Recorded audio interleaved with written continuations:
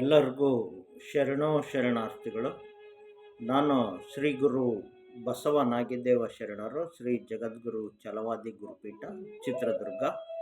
ಇಷ್ಟಲಿಂಗ ಪೂಜೆ ಮತ್ತು ತಂತ್ರಜ್ಞಾನದ ಒಂದು ಸರಣಿಯಲ್ಲಿ ನಾನು ಇಷ್ಟಲಿಂಗ ಪೂಜೆಯ ವಿಚಾರವನ್ನು ಶಟಸ್ಥಲ ಅಷ್ಟಾವರಣ ಪಂಚಾಚಾರದ ನೆಲೆಗಳಲ್ಲಿ ಭಾಳಷ್ಟು ವೈಜ್ಞಾನಿಕ ವೈಚಾರಿಕ ವಿಚಾರಗಳಿಂದ ವಿಷಯವನ್ನು ಚಿಂತನೆ ಮಾಡಲಿಕ್ಕೆ ಒಂದು ಹೊಸ ಅಧ್ಯಯನ ಕ್ರಮದ ಸಂಶೋಧನಾ ಕ್ರಮವನ್ನು ನಾನು ಪ್ರಸ್ತುತಪಡಿಸಲಿಕ್ಕೆ ಇಷ್ಟಪಟ್ಟು ನಿನ್ನೆಯನ್ನು ಅದರ ಪ್ರಸ್ತಾಪವನ್ನು ಮಾಡಿದ್ದೆ.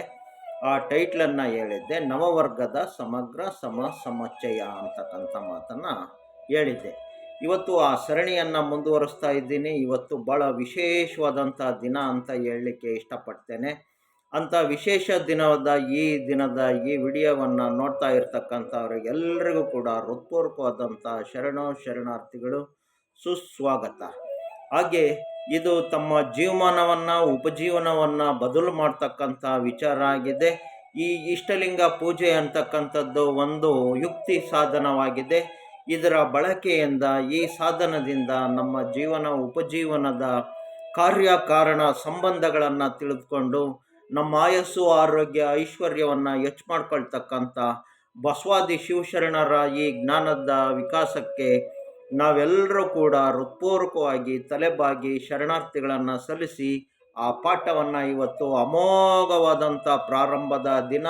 ಹಾಗಾಗಿ ಇದು ಇವತ್ತು ವಿಶೇಷವಾದಂಥ ದಿನ ಅಂತ ಹೇಳಲಿಕ್ಕೆ ಇಷ್ಟಪಡ್ತೇನೆ. ಮಹಾಲಯ ಅಮಾವಾಸ್ಯೆಯ ದಿನ ಅಂತ ಹೇಳಲಿಕ್ಕೆ ಇಷ್ಟಪಡ್ತಾ ಇದ್ದೇನೆ.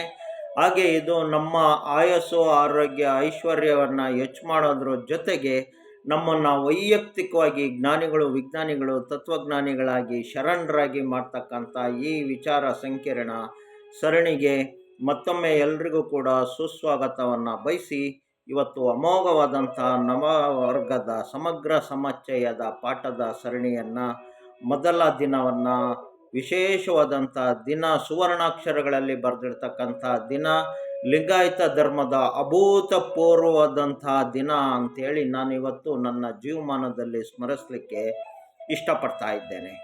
ಹಾಗೆ ಇದರ ಸಾಧಕ ಬಾಧಕಗಳು ಯಾರು ಅಳವಡಿಸ್ಕೊಳ್ತಾರೆ ಅವರಿಗೆ ಖಂಡಿತವಾಗಿಯೂ ಫಲವನ್ನು ಕೊಡೋದರಲ್ಲಿ ಯಾವುದೇ ಅನುಮಾನ ಇಲ್ಲ. ಇದಕ್ಕೆ ಬಸವಣ್ಣನ ಪಾದ ಸಾಕ್ಷಿ, ಅಲ್ಲಮ್ಮ ಪ್ರಭುವಿನ ಪಾದ ಸಾಕ್ಷಿ, ಅಕ್ಕ ಮಹಾದೇವಿಯ ಪಾದ ಸಾಕ್ಷಿ, ನಾನು ಇರ್ತಕ್ಕಂಥ ಆಯಸ್ಸು, ಆರೋಗ್ಯ, ಐಶ್ವರ್ಯನೇ ಸಾಕ್ಷಿ.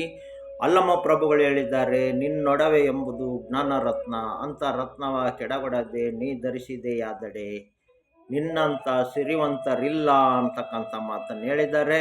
ಹಾಗಾಗಿ ನನ್ನ ಹತ್ರ ಇರ್ತಕ್ಕಂಥ ಈ ಅಪೂರ್ವವಾದಂಥ ಜ್ಞಾನರತ್ನವನ್ನು ನಿಮ್ಮ ಜೊತೆಗೆ ಹಂಚ್ಕೊಳ್ತಾ ಇದ್ದೀನಿ.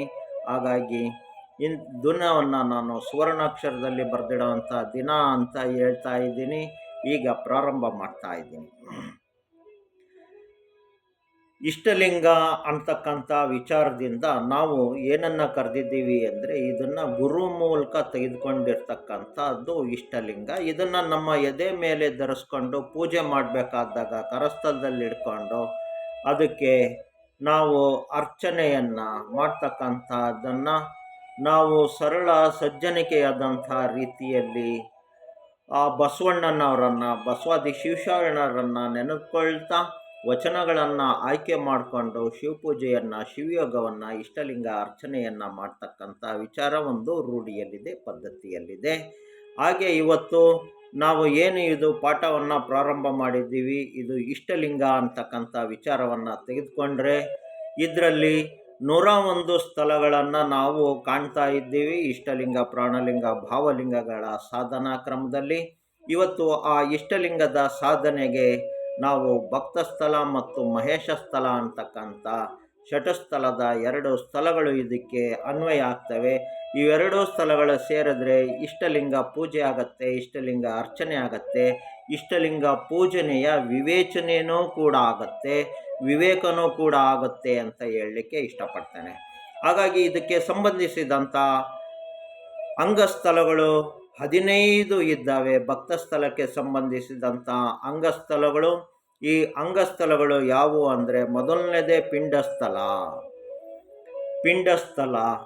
ಜ್ಞಾನ ಸ್ಥಳ, ಎರಡನೇದು ಈ ಪಿಂಡಸ್ಥಳ ಪಿಂಡ ಜ್ಞಾನಸ್ಥಳ ಆದ ನಂತರ ಸಂಸಾರ ಹೇಯ ಸ್ಥಳ ಅಂತ ಕರಿತೀವಿ. ಪಿಂಡಸ್ಥಳ ಪಿಂಡ ಜ್ಞಾನಸ್ಥಳ ಸಂಸಾರ ಹೇಯ ಸ್ಥಳ. ಈ ಸಂಸಾರ ಹೇಯ ಸ್ಥಳ ಆದಮೇಲೆ ಲಿಂಗಧಾರಣ ಸ್ಥಳ ಅಂತ ಕರಿತೀವಿ. ಈ 5 ಸ್ಥಳಗಳನ್ನು ನಾನು ಇವತ್ತು ವಿನಿಮಯ ಮಾಡಿಕೊಳ್ಳಿಕ್ಕೆ ಇಷ್ಟಪಟ್ಟಿದ್ದೇನೆ. ನೋಡಿ, ಈ 5 ಸ್ಥಳಗಳು ಪಿಂಡಸ್ಥಳ ಪಿಂಡ ಜ್ಞಾನಸ್ಥಳ ಸಂಸಾರ ಹೇಯ ಸ್ಥಳ ಹಾಗೆ ಗುರುಕಾರುಣ್ಯ ಸ್ಥಳ ಮತ್ತು ಲಿಂಗಧಾರಣ ಸ್ಥಳ. ಏನು ಈ ಪಿಂಡ ಉತ್ಪತ್ತಿಯಾಗಿದೆ, ಹುಟ್ಟಿದೆ, ಇದು ಪಿಂಡ ಅಂತ ಅಂದರೆ ಬೇರೆ ಏನೂ ಅಲ್ಲ, ಶುದ್ಧಾಂತಃಕರಣವಾಗಿ ಹುಟ್ಟಿರ್ತಕ್ಕಂಥ ಶುದ್ಧ, ಯಾವುದೇ ಮಲ ಇಲ್ಲದಂಥದ್ದು ಅಂತೆ, ಶುದ್ಧವಾಗಿರ್ತಕ್ಕಂಥದ್ದು. ಬಸವಣ್ಣವ್ರು ಏನು ಹೇಳಿದ್ದಾರೆ? ಅಂತರಂಗ ಶುದ್ಧಿ ಬಹಿರಂಗ ಶುದ್ಧಿ ಅಂತ ಹೇಳಿದ್ದಾರೆ. ಅಂಥ ಒಂದು ಅಂತರಂಗ ಬಹಿರಂಗ ಶುದ್ಧಿ ಇರ್ತಕ್ಕಂಥ ಯಾವುದೇ ಮಲಗಳೇ ಇಲ್ಲದೆ ಇರ್ತಕ್ಕಂಥದ್ದನ್ನು ಪಿಂಡ ಅಂತ ಕರೆದಿದ್ದಾರೆ. ಅಂದರೆ ಶುದ್ಧಾಂತಃಕರಣ ದೇಹಿ ಅಂಥೇಳಿ ನಾವು ಡಿಕ್ಲೇರ್ ಮಾಡಿಬಿಡ್ಬೋದು.